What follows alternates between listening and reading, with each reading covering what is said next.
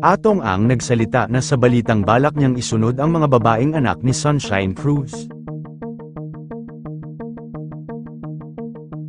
Ultimo ang mga anak ni Sunshine Cruz na mga dalaga ay inihahambing sa negosyante na si Atong Ang na karelasyon ni Sunshine Cruz ngayon. Gaano katotoo ang naglalabasan na balita na isusunod raw ang mga anak nito na gawing kasintahan pagkatapos kay Sunshine Cruz? Alam naman natin ang naging tagpo ng mga Barreto sisters na naging laman ng balita na inisa-isa ni Atong ang mga ito. Sa una lang na naging karelasyon ni Atong noon na si Claudine Barreto kasabay noon ay na-issue na inagaw naman ng pamangkin ni Claudine na si Nicole Barreto si Atong Ang at may naging relasyon sila. Matapos na magtrabaho ni Nicole kay Atong ay may naging relasyon raw umano ito at sa naging hiwalayan naman nila ay inahas naman raw umano ni Gretchen Barreto si Atong Ang kaya sila naghiwalay. Sa huling naging karelasyon ngayon ni Atong na malalim na ugnayan ay si Gretchen Barreto. Pinabulaanan naman noon ni Atong na may naging relasyon sila ni Claudine at pawang magkaibigan lang raw sila dahil malapit siya noon sa yumaong ama ng mga Barreto.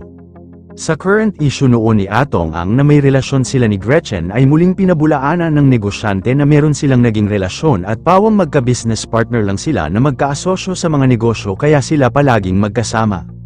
Pero madaming tao ang hindi naniniwala dahil ayaw lang nila na ma-issue ngunit may naging relasyon talaga ang dalawa na inilihim lang umano nito.